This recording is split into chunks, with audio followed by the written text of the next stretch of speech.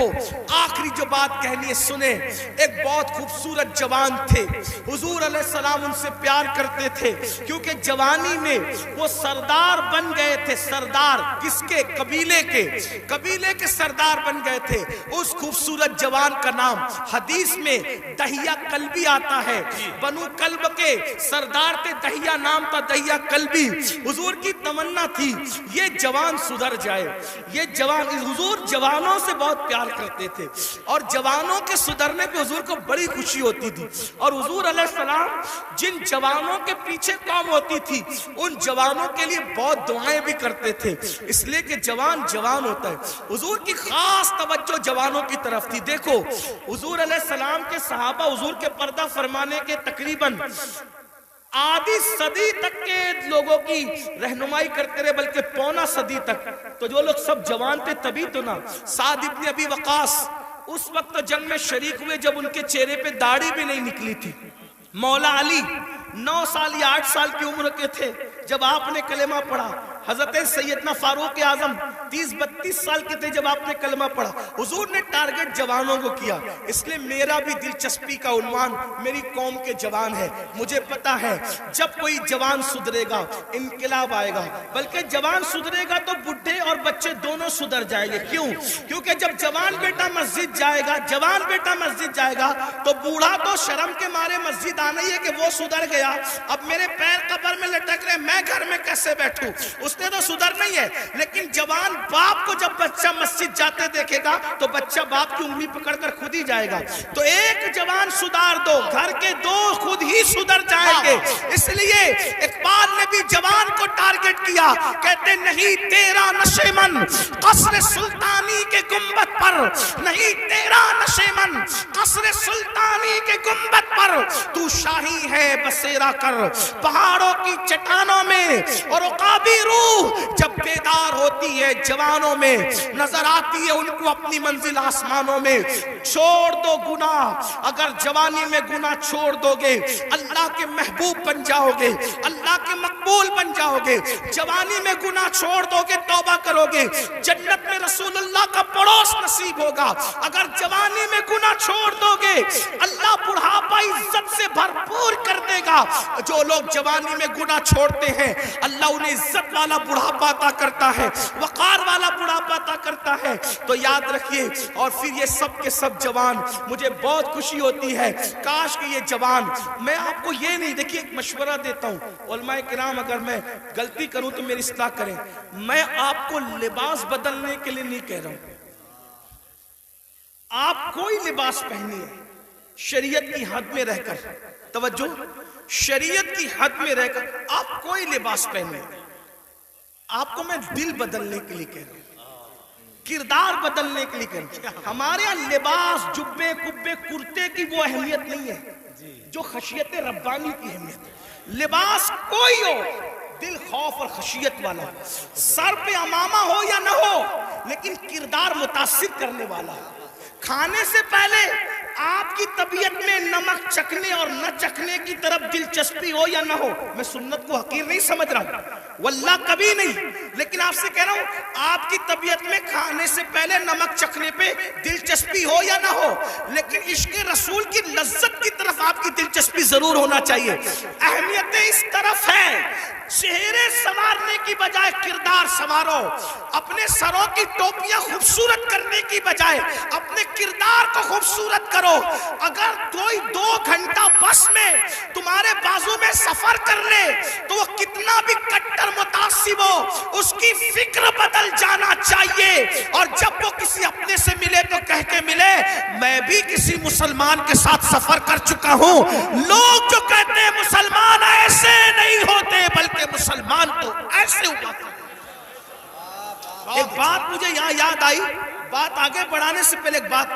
ایک بس میں ایک مسلمان سفر کر رہا تھا, تو جو کنڈکٹر ہوتا ہے تو وہ اس نے جان بوجھ کر ٹکٹ لینے والے مسلمان کو کچھ پیسے زیادہ دے دی, جان بوجھ کر. توجہ کرنا, لوگ لوگ ہماری کتابوں کی اسٹڈی نہیں کر رہے ہیں, لوگ ہم سے اسلام سیکھنا چاہ رہے, سمجھنا چاہ رہے. اگر آپ اس نیت سے سدھر کے رہو آپ اس نیت سے سدھر کے رہو کہ کم از کم میری وجہ سے کوئی اسلام سے بدزن نہیں ہونا چاہیے، یہ سوچ کے سدھر جاؤ میرے بھائی. اور اگر آپ کی وجہ سے کوئی اسلام سے بدزن ہوگا، یہ وہ نقصان ہے کہ قیامت تک اس نقصان کا خمیازہ بھگتنا پڑے گا. اس لیے کردار کے دھنی بنو. تو کچھ پیسے زیادہ بس کے کنڈکٹر نے اس کو مسلمان کو دے دی، اور اس کے بعد اس نے تجاول عارفانہ سے کام لیا، یعنی کہ اس نے جان کر انجانا ہو گیا. مسلمان نے پیسے گنے اور گننے کے بعد اس نے اس کو بلا کر کہا کہ کنڈکٹر صاحب یہ پیسے آپ نے مجھے کچھ زیادہ دے دیے ہیں، یہ واپس لے لو. اس نے کہا نہیں میں نے زیادہ نہیں دیے، وہ ایسے ہی ہے. کہا نہیں میں نے گنا ہے، یہ زیادہ ہے، آپ لے لیں اس کو، آپ لے لیں. کہا آخر میں نے نہیں دیے تو کیوں لوں؟ تو کہا یہ آپ کو لینے پڑیں گے کیونکہ میرا مذہب میں اس کی اجازت نہیں ہے. تب کنڈکٹر نے کہا دنیا جھوٹ بولتی ہے، تم سچے ہو. لوگ کہتے ہیں مسلمان ایسے ہوتے، مسلمان واقعی ایسے. میرے بھائیوں ایک دور تھا دنیا کے کوئی بھی مذہب کا آدمی اگر سفر کرنا چاہتا تھا اور اپنی بیٹی کو اور اپنی بیوی کو اکیلے چھوڑ کے جانا چاہتا تھا تو وہ مسلمان ڈھونڈتا تھا کہ مسلمان کے پاس چھوڑ کے جاؤں گا، کیونکہ یہ مسلمان ہے، یہ کسی کی عورت پر ہاتھ نہیں ڈال سکتا. یہ اپنی پہچان تھی، اپنی امانتیں. مسلمان آپ دیکھیں تاریخ ہے نا، مکے والے حضور پہ پتھر بھی مارتے تھے، اور جب امانت رکھنے کی بات آتی تو ابو جہل اور ابو لہب کے پاس نہیں رکھتے تھے. معلوم ہے کہ یہ ڈاکو لوگ ہیں. پتھر جس کو مار رہے ہیں اسی کے پاس اپنی امانت رکھنے کے لیے آ رہے ہیں، کیونکہ جانتے ہیں کہ یہ محمد الرسول اللہ صادق بھی ہے، امین بھی ہے، یہاں سے ہماری امانت میں خیانت نہیں ہو سکتی. اور حضور نے کیا تاریخی طور پر دنیا کے سامنے ثابت کیا، ہجرت کے لیے جا رہے ہیں تو امانتیں لے کے نہیں جا رہے ہیں، اپنے بھائی کی جان کو خطرے کی جگہ پہ سلا کر کے کہتے علی سو جانا، صبح اٹھ کر کے سب کی امانتوں کو لوٹانا، پھر آ کر کے ہم سے ملاقات کرنا. دیکھ رہے ہیں آپ، یہ ہوتا ہے کردار، یہ ہوتا ہے اسی لیے بدر میں جو کافر آئے تھے مکے کے گنڈے، وہ حضور سے آنکھیں نہیں ملا سکے. کیوں؟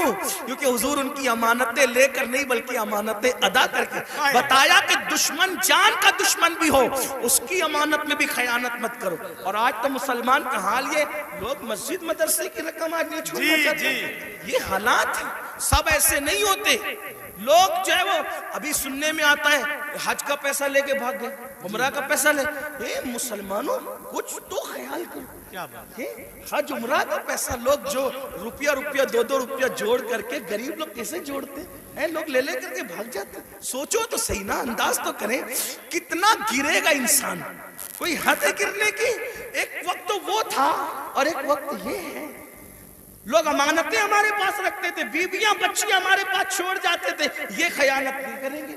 اور آج مسلمانوں کے محلوں میں لوگ گھر نہیں لیتے، یہ حال ہے. تو چلے بات کو میں سمیٹ رہا تھا، کیا عرض کر رہا تھا کہ حضور کی تمنا تھی کہ دہیا کلبی مسلمان ہو جائے، جی، کیونکہ دہیا قبیلے کے سردار تھے.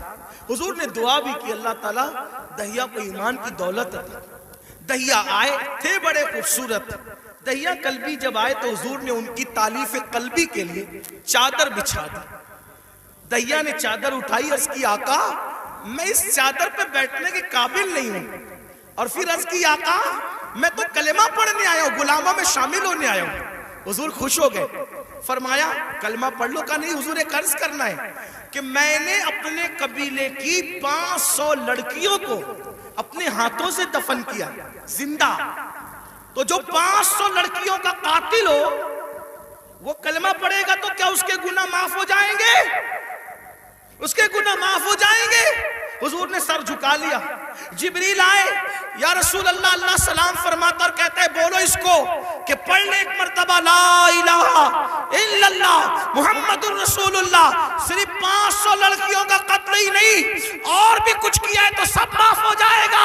حضور نے کہا پڑھ لا الہ الا اللہ. جو کلمہ پڑھتا ہے لا الہ الا اللہ، اللہ کلمہ پڑھنے سے پہلے کے سارے جرائم معاف کر دیتا ہے. دہیا نے کلمہ پڑھا، حضور رونے لگے. صحابہ نے پوچھا حضور خوشی کا مقام ہے کیوں روتے ہیں؟ آقا فرماتے کافر کلمہ پڑھے تو سب مٹ جائے, اگر مومن یہ کلمہ پڑھے تو خدا اسے کیا مقام عطا فرمائے. تو اللہ کے بندو توبہ کرو, اللہ کی طرف آؤ. اللہ پاک سے دعا ہے اللہ سب سے پہلے مجھے آپ کو عمل کی توفیق دے. جہنم سے خود بچو, جہنم سے بچانے کی کوشش کرو. گفتگو کے درمیان کوئی غلطی ہو تو اللہ تعالیٰ معاف کرے. استغفر اللہ ربی من کل ذنب.